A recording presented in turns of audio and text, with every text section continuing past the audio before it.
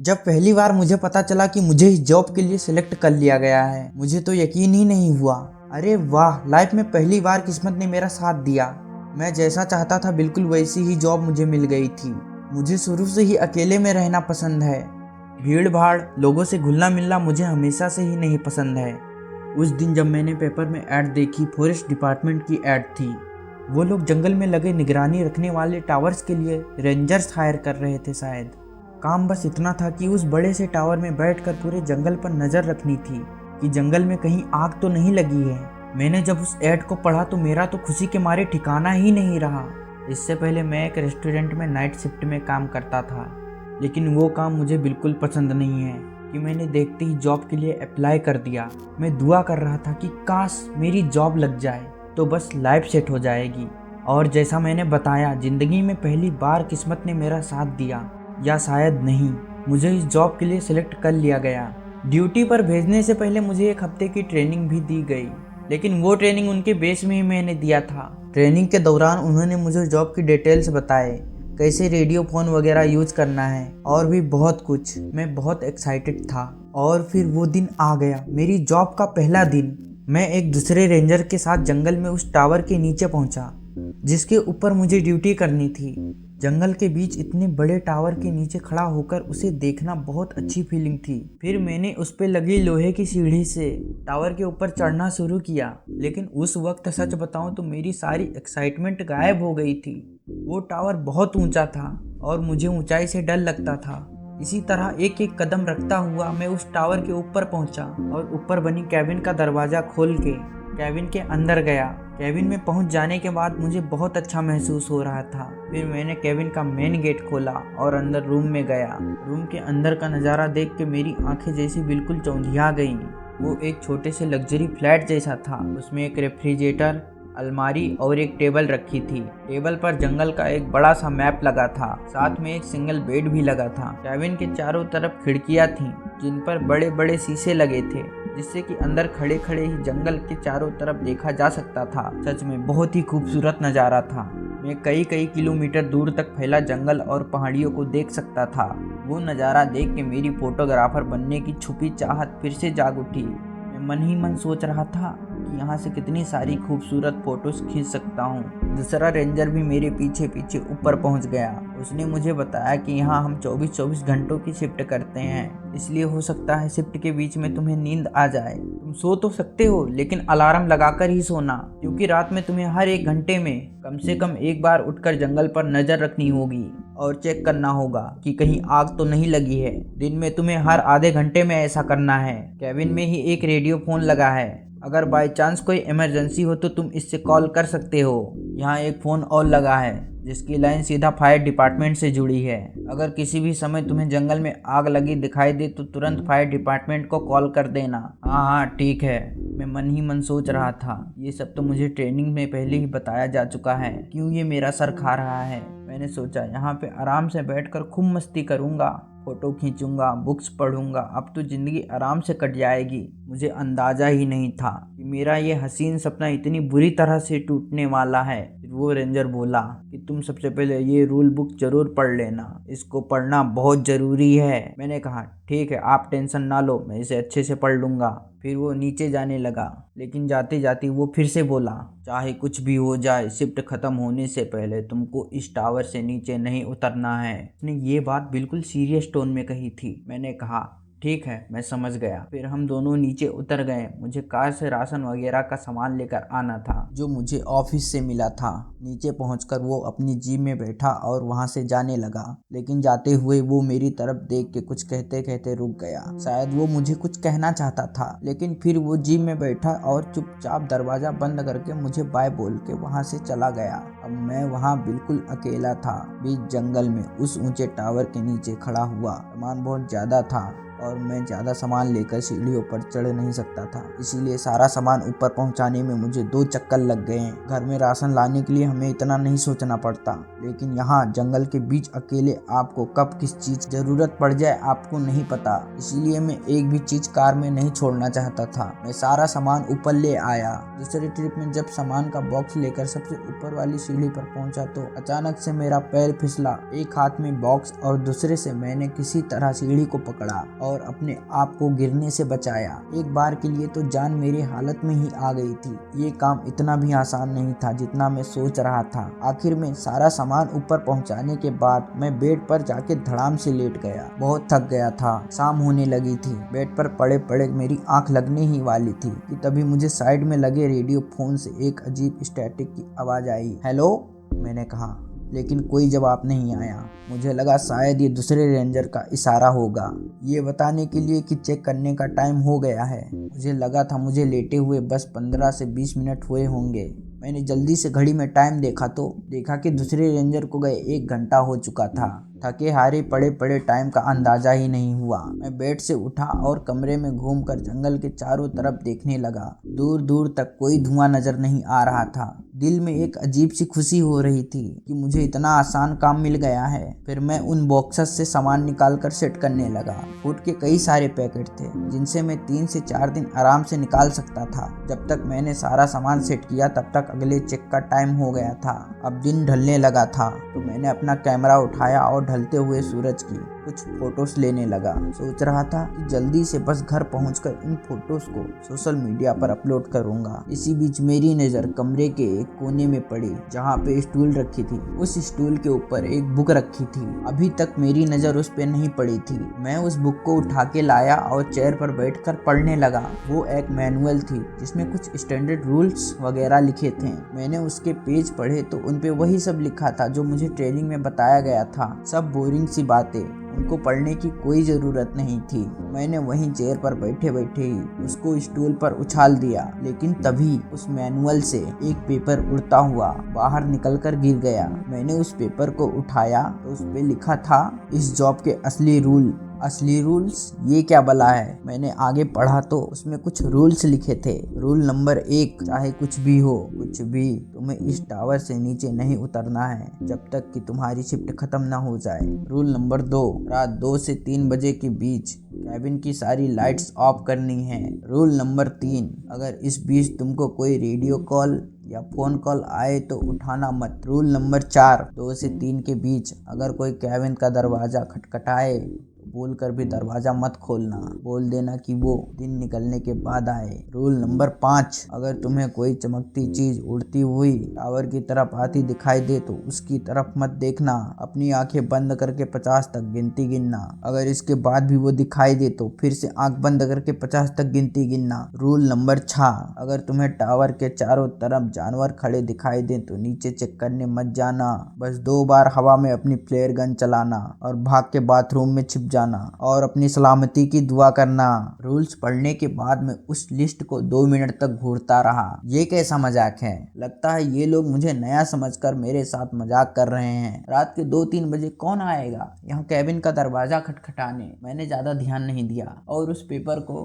कोने में फेंक दिया। अगले चेक का टाइम हो गया था। इस बार मैंने अपने बैनग्लास उठाए और जंगल में देखने लगा तो मुझे जंगल में कुछ भालू और हिरन घूमते दिखाई दिए। बहुत खूबसूरत सीन था। मैं अपने फोन से उनकी कुछ फोटो लेना चाहता था, लेकिन फोन का कैमरा इतना अच्छा नहीं था। मैं सोच रहा था कि इस बार सैलरी मिलते ही सबसे पहले एक बढ़िया सा फोन खरीदूंगा। कुछ देर बाद रात हो गई। पूरा जंगल हल्की हल्की ऑरेंज रोशनी में जगमगा रहा था। मैं बता नहीं सकता कि वो कितना खूबसूरत सीन था। अब मैं अंदर जाने ही वाला था कि मुझे कुछ दूर हल्का सा धुआं उठता दिखाई दिया। वो देखते ही मैंने फिर से अपने बैनग्लास को निकाल कर देखा तो कि मुझे कुछ दूर हल्का सा धुआं उड़ता दिखाई दिया। वो देखते ही मैंने फिर से अपने बैनग्लास को निकाला, देखा कि दूर पेड़ों के बीच से काला धुआं निकल रहा था। फिर मैंने अपना कंपास निकाला और मैप की मदद से उस एरिया को पिन पॉइंट किया और बेस पर कॉल किया। बेस में एक दूसरा रेंजर ड्यूटी पर था। मैंने उसको बताया कि मुझे जंगल में आग दिखाई दी है और वो जल्दी से जाकर उसको चेक करे। उसने कहा कि वो अभी के अभी उसको चेक करने के लिए निकल रहा है। इस बीच में लगातार अपने बाइनोकुलर से उस तरफ देखे जा रहा था, इस उम्मीद में कि वो धुआं बंद हो जाए। लेकिन धुआं लगातार उड़ता जा रहा था। एक एक मिनट जैसे कि घंटों की तरह बीत रही और करीब आधे घंटे बाद मेरे पास उस रेंजर की रेडियो कॉल आई। हाँ भाई, नए लड़के, वो बोला। मैंने कहा हाँ, तुमको आग दिखाई दी क्या? आग ज्यादा भयानक तो नहीं है ना? तुमको वो जगह मिल तो गई ना? मैं सब कुछ एक सांस में ही बड़बड़ाता चला गया। वो बस एक कैंप फायर थी। Camp fire? मैंने हैरानी से पूछा। हाँ, कैंप फायर। यहाँ कुछ लोग कैंपिंग के लिए आए हैं। ये उसी का धुआं था। तुम्हें इस तरह के धुएं के ऊपर नजर नहीं रखनी है। जंगल की आग का धुआं मोटा होता है। अगली बार मुझे कॉल करने से पहले इस बात का ध्यान रखना। मैं चुप हो गया। मुझे बहुत बेइज्जती महसूस हो रही थी। पहले ही दिन ऐसी बचकानी गलती करने पर वो फिर से बोला, कोई बात नहीं, टेंशन मत लो। अच्छा हुआ तुमने फायर डिपार्टमेंट को कॉल नहीं किया। असल में मैं अभी बस फायर डिपार्टमेंट को ही कॉल करने वाला था। शुक्र है मैंने उनको कॉल नहीं किया। थैंक्स, मैं आगे से ध्यान रखूँगा, मैंने कहा और फिर कॉल कट कर दी। मैं अपना सर पकड़कर बैठ गया। क्या यार, कैसी फुद्दू हरकत कर दी मैंने। बाहर घुप अंधेरा छा चुका था। चारों तरफ का जंगल जो दिन में इतना खूबसूरत लग रहा था, रात होते ही मानो वो बिल्कुल ही बदल गया। तब मुझे महसूस हुआ कि मैं वहाँ कितना अकेला था। दूर दूर तक अंधेरे के सिवा कुछ दिखाई नहीं दे रहा था। दिन में तो कैबिन के अंदर से ही बाहर चारों तरफ देखकर चेक कर सकता था, लेकिन रात में जंगल को चेक करने के लिए मुझे कैबिन से बाहर निकलना ही पड़ता। मैंने उठ के लाइट ऑन की तो लाइट ऑन होते ही चारों तरफ लगे शीशे आईने की तरह चमकने लगे। लकड़ी की अंदर कैबिन में खड़े कोई मुझे दूर से ही देख सकता था। मैंने कैबिन का सामने वाला दरवाजा खोला और बाहर जो बालकनी का केबिन बना था उस पे जाके खड़ा हो गया। बाहर कुछ दिखाई नहीं दे रहा था। दूर दूर तक कहीं कोई लाइट नहीं थी, सिर्फ अंधेरा और चांद की हल्की हल्की रोशनी में चमकता जंगल। इतने अंधेरे में मैं धुएं को कैसे देखूंगा, मैं मन ही मन सोच रहा था। मैं डेक के चारों तरफ घूमता हुआ पूरे जंगल को देखता जा रहा था। फिर कुछ देर बाद जब मेरी आंखें अंधेरे में एडजस्ट हुई तो पेड़ों की ऑर्गेलाइंस को अच्छे से देख पा रहा था। करीब 100 किलोमीटर दूर अगले शहर में कुछ जलती हुई लाइट्स मुझे हल्की हल्की दिखाई दे रही थीं, जिससे कम ये सुकून मिल रहा था कि मैं इस दुनिया में अकेला नहीं हूँ। इस जंगल के बाहर भी दुनिया है। मैंने एक सिगरेट जलाई और वहाँ खड़ा पीने लगा। मेरे लिए ये सब बिल्कुल नया था। फिर कुछ देर वहाँ खड़े रहने के बाद मुझे सुस्ती आने लगी। मैंने जल्दी से चारों तरफ जंगल को चेक किया और कैबिन के अंदर चला गया। बाहर से अंदर आके कैबिन की एक ट्यूबलाइट की रोशनी भी बहुत ज़्यादा लग रही थी। एक बार के लिए तो मेरी आंखें ही चौंधिया गई। मैं सीधा जाकर बेड पर लेट गया और अपनी आंखों को एक तकिए से ढक लिया। मैं सोना तो नहीं चाहता था, लेकिन ऐसे माहौल में आपको ना चाहते हुए भी नींद आ ही जाती है। सोते हुए पता नहीं मुझे कितनी देर हुई थी कि रात में मेरी अचानक आंख खुल गई। सामने रेडियो फोन से अजीब सी स्टैटिक की आवाज़ आ रही थी। मैं जल्दी से फ़ोन उठा के बात करने ही वाला था कि तभी पता नहीं क्यों मेरे दिमाग ने मुझे ऐसा करने से रोक लिया। मैंने अपनी वॉच में टाइम देखा तो 2:12।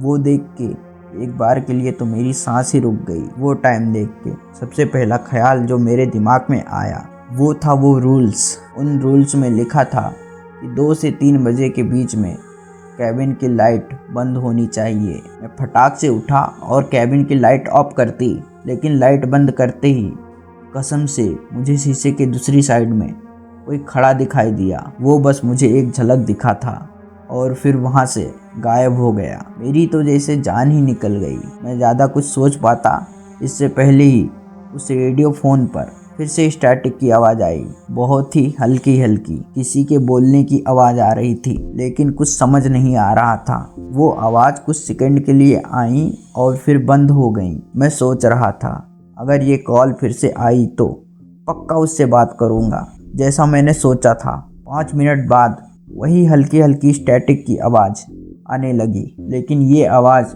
पहले से ज़्यादा क्लियर थी। Help me, help me, help me, किसी ने दूसरी तरफ से कहा। वो आवाज़ तो थी बहुत हल्की, लेकिन हल्की होने के बावजूद बहुत सख्त थी। मैं फ़ोन उठा के जवाब देने ही वाला था कि तभी मेरी नज़र फिर से वॉच पे पड़ी। 2:23। मैंने फ़ोन नहीं उठाया।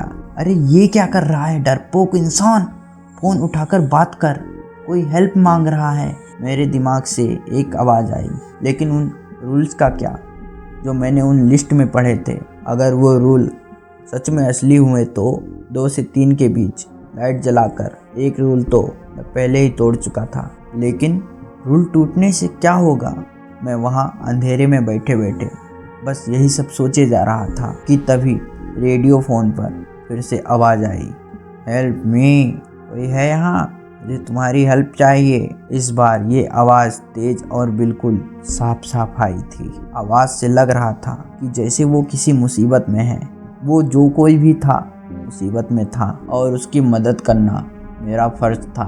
आखिर इसीलिए तो मुझे यहाँ ड्यूटी पर रखा गया है। मेरी अंतरात्मा मुझे झकझोर रही थी, लेकिन पता नहीं क्यों मैं जानबूझकर वो रूल तोड़ने की हिम्मत नहीं कर पाता था। कुछ सेकंड्स बाद वो आवाज़ बंद हो गई। इसके बाद वो आवाज़ मुझे रेडियो पर और 2 बार सुनाई दी, लेकिन मैंने बात नहीं की। मेरी नज़रें वॉच पर ही टिकी हुई थी। 3 बजने में कुछ ही सेकंड्स बाकी थे कि वो आवाज़ फिर से आई, मेरी मदद करो प्लीज़, मेरी मदद करो।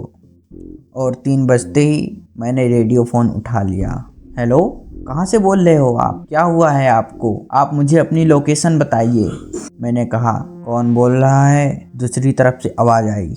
मैंने कहा कि मैं फायर टावर से फॉरेस्ट रेंजर बात कर रहा हूँ, आप अपनी लोकेशन बताओ। ओह, फॉरेस्ट रेंजर, मैं 1 घंटे से लगातार मदद मांगे जा रहा हूँ और तुम मुझसे अब बात कर रहे हो? उसने अजीब सी गुस्से भरी टोन में मुझसे पूछा। मैं चुप हो गया। आखिर उसको बोलता ही क्या कि एक फालतू सी लिस्ट में लिखे रूल्स की वजह से मैंने उसकी मदद नहीं की। ओह, एक्चुअली मैं ऐसी सिचुएशन में था कि मैं तुमसे बात नहीं कर सकता था। मैंने कहा, ऐसी कौन सी सिचुएशन में फंसे थे रेंजर, जो एक मदद मांगते हुए शख्स की मदद नहीं कर सकते थे? वो फिर से उसी टोन में बोला। वो मैं तुमको नहीं बता सकता, मैंने लड़खड़ाती जुबान से कहा। मुझे पता है, तुम सोए हुए थे, तुमने रूल तोड़ दिया रेंजर। इस बार उसकी आवाज़ में एक अजीब सा भारीपन था। केबिन की लाइट अभी भी बंद थी।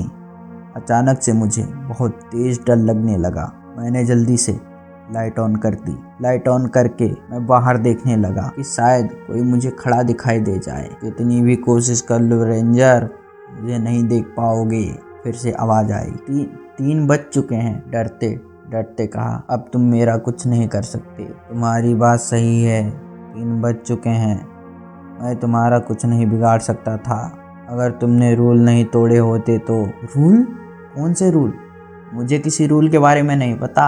अपनी जान बचाने की उस कोशिश में मैंने उसको झूठ बोला, ये सोचकर कि शायद उसको मुझ पे तरस आ जाए। अच्छा, रूल्स नहीं पता तो तुमको ये कैसे पता चला कि 3 बजे के बाद मैं तुम्हारा कुछ नहीं बिगाड़ सकता?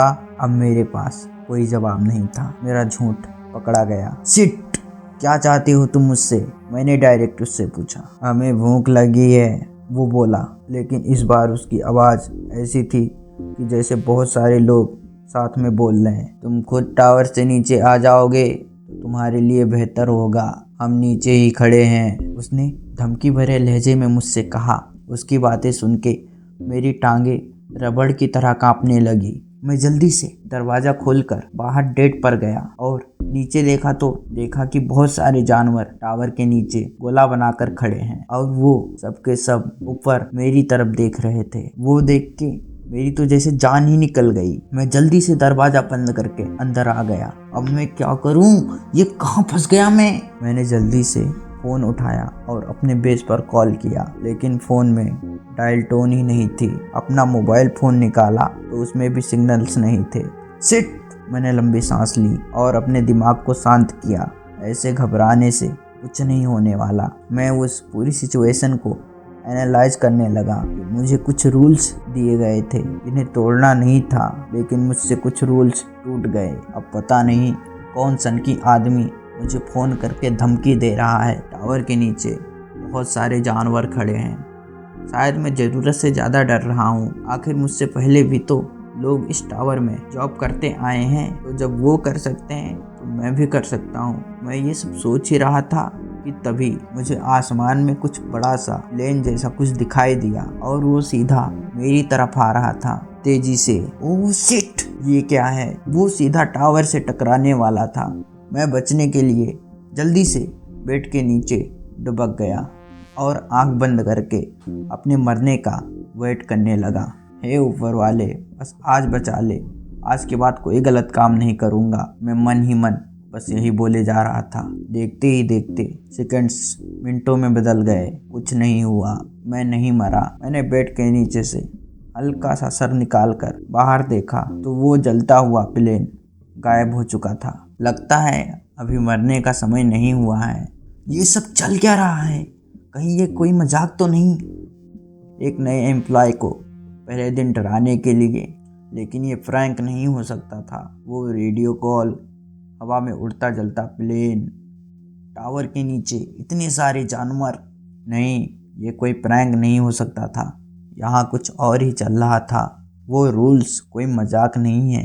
तभी मुझे याद आया कि मुझसे और एक रूल टूट गया था। मैंने फ्लेयर गन नहीं चलाई थी जैसा कि उस लिस्ट में लिखा था। मैं उसी वक्त उठकर कबर्ड में ढूंढने लगा और 2 मिनट बाद ही मुझे फ्लेयर गन मिल गई। मैंने वो गन और 2 फ्लेयर निकाली और जल्दी से बाहर जाके एक के बाद दोनों फ्लेयर हवा में चला दी। पूरा आसमान फ्लेयर की रोशनी से नहा गया और तभी नीचे खड़े वो जानवर चीखते चिघाड़ते इधर उधर भागने लगे। फ्लेयर चलाने के बाद मैं सीधा बाथरूम में गया और उसका दरवाज़ा जल्दी से बंद करके छुप गया। जैसा कि उस लिस्ट में लिखा था, मुझे पता था जब तक मैं इस टावर से बाहर नहीं निकलता तब तक मेरी जान को कोई खतरा नहीं है। फिर करीब 10 मिनट बाद बाथरूम का दरवाज़ा खोल के बाहर निकला ही था कि तभी रेडियो पर आवाज़ आई, हे टावर नंबर 5, हमें तुम्हारा इमरजेंसी फ्लेयर सिग्नल मिल गया है। मैं अभी तुम्हारी लोकेशन पे पहुंच रहा हूँ। तुम ठीक तो हो ना? उस तरफ से दूसरे रेंजर ने मुझसे पूछा। असल में हमें ट्रेनिंग में बताया गया था कि ये फ्लेयर हमें इमरजेंसी पर बेस पर सिग्नल पहुंचाने के लिए ही यूज करना है। नहीं, मैं ठीक हूँ। तुम यहाँ आओगे तो मैं तुम्हें सारी बात बताऊंगा, मैंने कहा। वो बोला, ठीक है, बस कुछ ही देर में मैं तुम्हारे टावर पे पहुँच रहा हूँ। मैं मन ही मन सोच रहा था, मैंने भी क्या किस्मत पाई है। अब फिर से नई जॉब ढूंढनी पड़ेगी। वो रेंजर यहाँ आएगा तो मैं उसे क्या बताऊंगा कि मैंने एक लिस्ट में रूल पढ़कर जंगल में फ्लेयर चला दी, कि मेरे टावर के नीचे जंगल के जानवर इकट्ठा होकर मुझे मारने की साजिश रच रहे थे।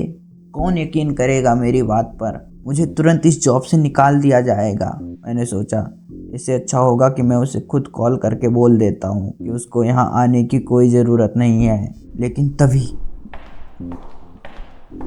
मुझे नीचे सीढ़ियों पर भारी कदमों की आवाज़ सुनाई दी।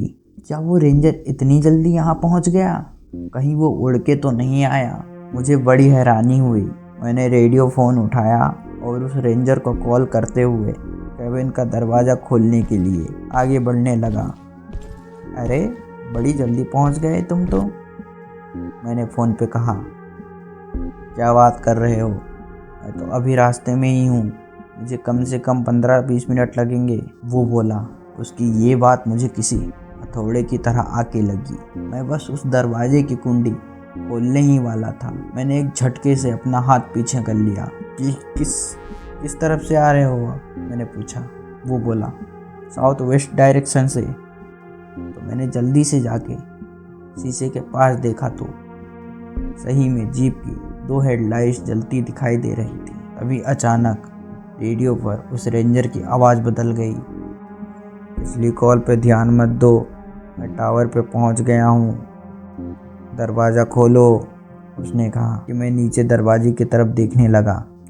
मैं सच में आ गया हूँ, प्लीज़ दरवाज़ा खोलो, वो फिर से बोला। उस वक्त वो दरवाज़ा देखते हुए मुझे ऐसा लग रहा था जैसे कि वो अभी मुझे काट खाएगा। मैं एक झटके से पीछे हो गया और तभी बहुत जोर से दरवाजे पे मारने की आवाज़ आई। ओह शिट, वो दरवाज़ा तोड़ने की कोशिश कर रहा था। मैं भाग के गया और उस भारी भरकम कबाड़ को सरका के दरवाजे के ऊपर गिरा दिया, जिससे कि वो दरवाज़ा ना खुले। रेडियो पर फिर से आवाज़ आई, टावर नंबर 5, ये तुम किससे बात कर रहे थे? वो मैं नहीं हूँ, दरवाज़ा मत खोलना। आई रिपीट, दरवाज़ा मत खोलना। दरवाज़ा भड़बड़ाने की आवाज़ तेज होती जा रही थी।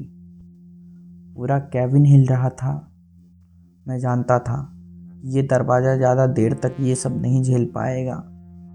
अपनी मौत मुझे मेरी आंखों के सामने नाचती हुई दिखाई दे रही थी कि तभी मुझे टावर के नीचे इंजन का साउंड सुनाई दिया। मैं जानता था वो असली रेंजर वहाँ पहुँच गया है। मैं उसकी जीप को टावर के पास आता सुन रहा था और फिर टावर के नीचे पहुंचकर इंजन बंद हो गया। उस जीप के वहां आते ही वो दरवाज़ा भड़बड़ाने की भी आवाज़ बंद हो गई। 1 मिनट तक कोई आवाज़ नहीं आई और तभी 1 मिनट बाद एक के बाद एक गोलियां चलने की आवाज़ आई और करीब 30 सेकंड बाद रेडियो पर कॉल आई, रेंजर अब सब ठीक है, अब तुम दरवाज़ा खोल सकते हो। उफ, मैंने राहत की सांस ली। मुस्कुराते हुए मैं दरवाज़ा खोलने के लिए वो कबर्ड हटाने ही जा रहा था कि तभी, दरवाज़ा मत खोलना, दरवाज़ा मत खोलना, वो मैं नहीं हूँ।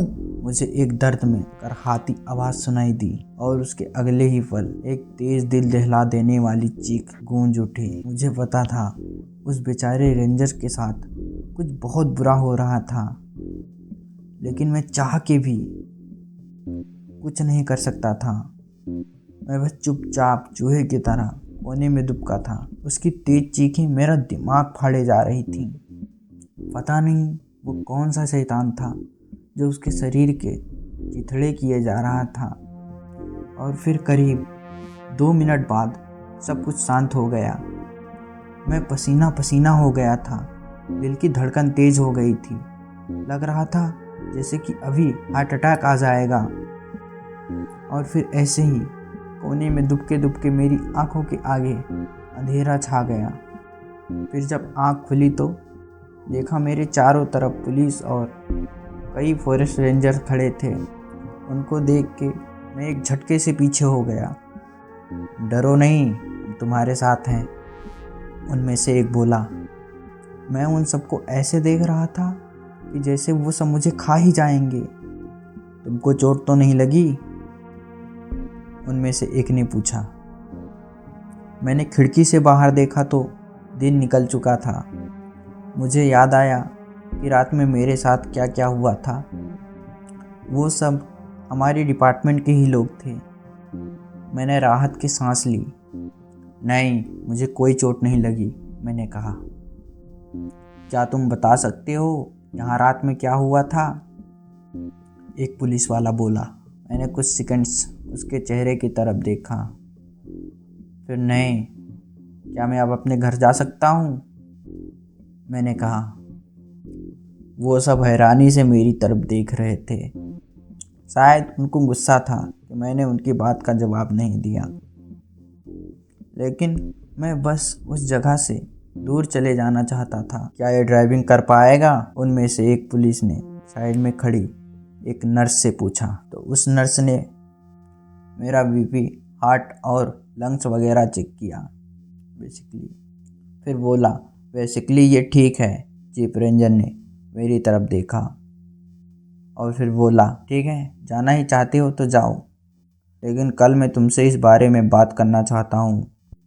मैंने कुछ नहीं कहा और बस जल्दी से अपना सामान लेके उस दरवाजे के पास पहुँचा तो देखा कि उस दरवाजे को शायद कुल्हाड़ी की मदद से तोड़कर खोल दिया गया है। धीरे धीरे उतरकर नीचे पहुंचा तो देखा नीचे भी कई सारे लोग काम कर रहे थे। वो लोग ज़मीन पर पड़े प्लास्टिक बोरियों में डाल रहे थे। उसी जगह मुझे खून के कुछ धब्बे दिखाई दिए, लेकिन वहाँ पे कोई बॉडी नहीं थी।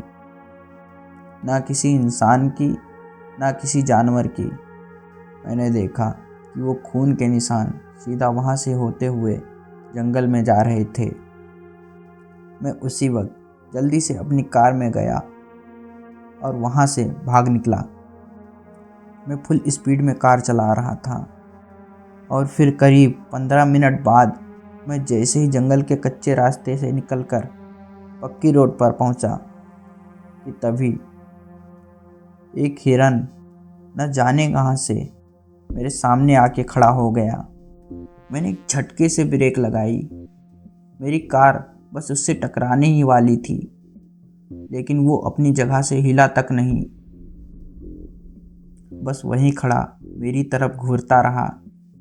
मैंने उसकी तरफ ध्यान से देखा तो देखा कि उसके मुंह पर खून लगा था और तभी मेरी नज़र उसके सींगों में फंसे एक कपड़े के टुकड़ों पर पड़ी।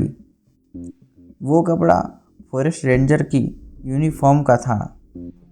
उसकी आंखें ठीक मेरी आंखों में घुस के देख रही थीं। मैंने उसी वक्त रिवर्स गियर में लगा के कार पीछे की और उसके साइड से होते हुए फुल स्पीड में वहाँ से कार भगा ली। अगले दिन मुझे मेरे बॉस की कॉल आई। उसने बताया कि वो मुझसे मिलना चाहते हैं। मैंने कहा कि ये जॉब नहीं करना चाहता, ये जॉब बहुत ख़तरनाक है। तो उसने जो जवाब दिया वो सुन के तो मेरा दिमाग ही चकरा गया। वो बोला, फिक्र मत करो, इस बार तुमको टावर के ऊपर नहीं बल्कि ऑफिस के अंदर ड्यूटी दी जाएगी और वहाँ के रूल्स पिछले रूल से अलग होंगे।